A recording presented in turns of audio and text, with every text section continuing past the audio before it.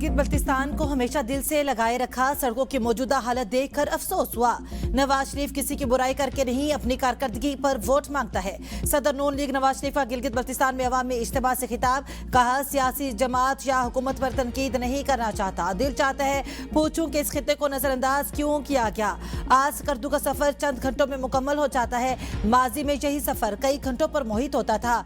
जहां 3 हफ्ते में 3 नहीं बल्कि 30 परवाजें होनी चाहिए। अपने दौर में 70 साल से नामुकम्मल मंसूबे को अरबों रुपए फराहम करके मुकम्मल किया। वोट मिले या ना मिले, हवामी मसाइल हल करना हमारी जिम्मेदारी है। तरक्याती कामों को वोट से मशरूत नहीं करेंगे। शहबाज शरीफ और मरियम नवाज को गिलगित बल्तिस्तान के दौरे की तजवीज़ दूंगा। हुकूमत मिली तो हर 2 से 3 माह बाद गिलगित बल्तिस्तान आऊंगा। तरक्याती मंसूबों की खुद निगरानी करूंगा। नवाज शरीफ का गिलगित बल्तिस्तान के लिए ई बसों, अस्पताल और एयरपोर्ट का ऐलान। पुरजोश कारकुनों ने नारेबाजी की। खातून अव्वल आसिया भुट्टो की इलेक्शन मुहिम के लिए स्कर्दू आमद। गवर्नर गिलगित बल्तिस्तान सैयद मेहदी शाह ने इस्तकबाल किया। कारकुनान की बड़ी तादाद भी मौजूद थी। आसिया भुट्टो मुख्तलिफ सियासी सरगर्मियों में हिस्सा लेंगी। चेयरमैन पीपल्स पार्टी पहले ही इंतखाबी सरगर्मियों के लिए गिलगित बल्तिस्तान में मौजूद हैं।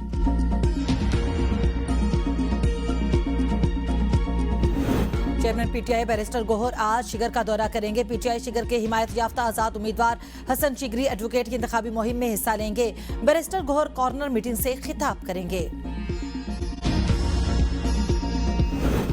गिलगित बल्तिस्तान असेंबली के 2026 के इंतखाबात में 4 अजला का हुकूमत साजी में अहम किरदार होगा। दियामर, गिलगित, गिजर और स्कर्दू सियासी जमातों के लिए सबसे अहम अजला है। गिलगित बल्तिस्तान के वोटर्स में से 62.5% इन्हीं 4 अजला में मुकीम है। दियामर, गिलगित, गिजर और स्कर्दू में 5,98,788 रजिस्टर्ड वोटर है। दियामर में 1,58,714, गिलगित में 1,55,383 रजिस्टर्ड वोटर है। स्कर्दू में 1,42,747 और गिजर में 1,41,984 रजिस्टर्ड वोटर है। दियामर, गिलगित, गिजर और स्कर्दू में निशस्तों की मजमूई तादाद 13 है। स्कर्दू में 4, गिलगित में 3, गिजर में 3 और दियामर में 3 इंतखाबी नशिस्तें हैं। माली साल 2026-27 का विफाकी तरक्याती बजट का 1,126 अरब रुपए रखने की तजवीज़। सबसे ज्यादा 730 अरब रुपए इंफ्रास्ट्रक्चर मंसूबों पर खर्च होंगे। 408 अरब ट्रांसपोर्ट और मवासिलात, 187 अरब रुपए समाजी मंसूबों के लिए मुख्तस होंगे। पानी के मंसूबों पर 140 अरब और तवानाई पर 135 अरब रुपए खर्च किए जाएंगे। अरकान पार्लियामेंट की तरक्याती स्कीमों के लिए बजट बढ़ाने का फैसला। गवर्नर्स पर 10 अरब और साइंस और IT पर 44 अरब रुपए खर्च होंगे। सेहत के मंसूबों पर 24 अरब रुपए। आजाद कश्मीर और गिलगित बल्तिस्तान समेत खुसूसी इलाकों के लिए 80 अरब मुख्तस होंगे। जमशुदा जिला के लिए 66 अरब रुपए रखने का फैसला। मुआशी शरह नमू और सनतों का तरक्की का हदफ 4% होगा।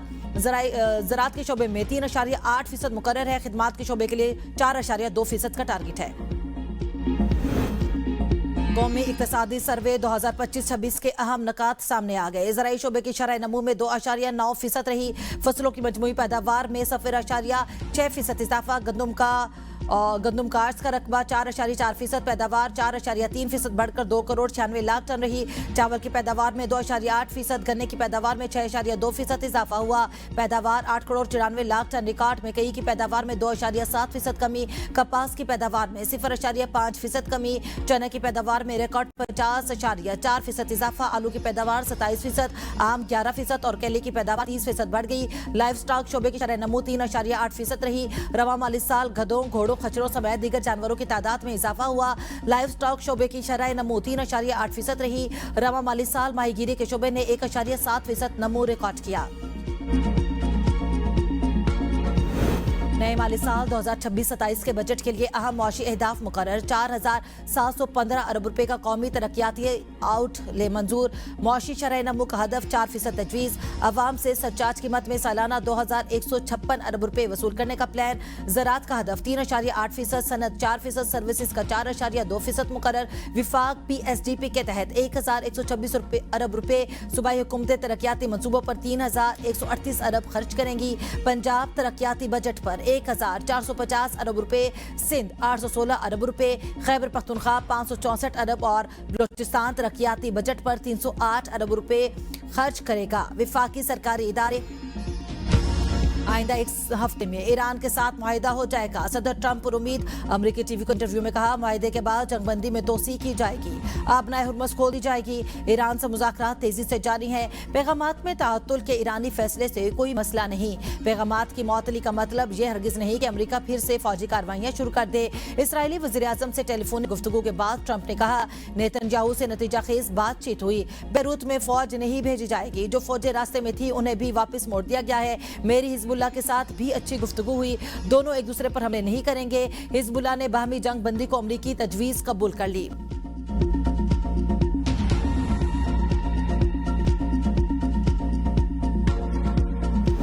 सदर ट्रंप ने इस्राएली वज़ीर-ए-आज़म नेतन्याहू को पागल और नाशुक्रा करार दे दिया। टेलीफोन गुफ्तगू में खरी खरी सुना दी। अमरीकी वेबसाइट एक्सियोस के मुताबिक ट्रंप तैश में नेतन्याहू पर चलाए कि तुम क्या अहमकाना काम कर रहे हो। बैरूत पर हमले किए तो इसराइल दुनिया में मजीद तनाव हो जाएगा। मैं ना होता तो तुम जेल में होते। मैं तुम्हारी चमड़ी बचा रहा हूँ। हर शख्स अब तुमसे और इसराइल से नफरत करता है।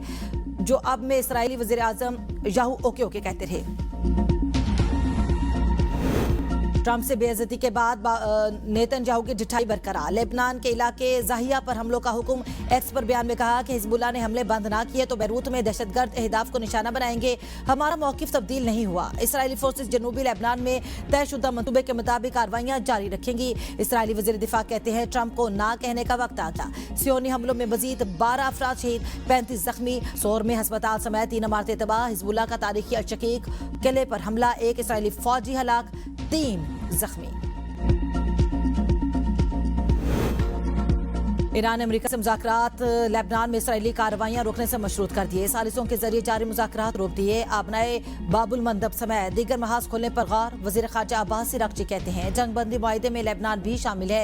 किसी भी खिलाफ वर्जी के नतीजे की जिम्मेदारी अमेरिका और इसराइल पर आयद होगी। स्पीकर बाकिर कालिफाफ ने कहा, अमेरिका से मुमकिन जंगबंदी मुआहिदे में तमाम महाजों पर हमलों का खात्मा शामिल होगा। तर्जुमान वज़ारत ख़ारजा इस्माइल बकाई कहते हैं, अमेरिका के मुतज़ाद मौक़िफ़ और इसराइल हमले सिफारती पेशरफ्त में रुकावट हैं। ईरानी पार्लियामेंट के नेशनल सिक्योरिटी कमेटी के सरबराह इब्राहिम अजीजी की लेबनान पर हमले बंद न होने पर संगीन नताइज की वार्निंग।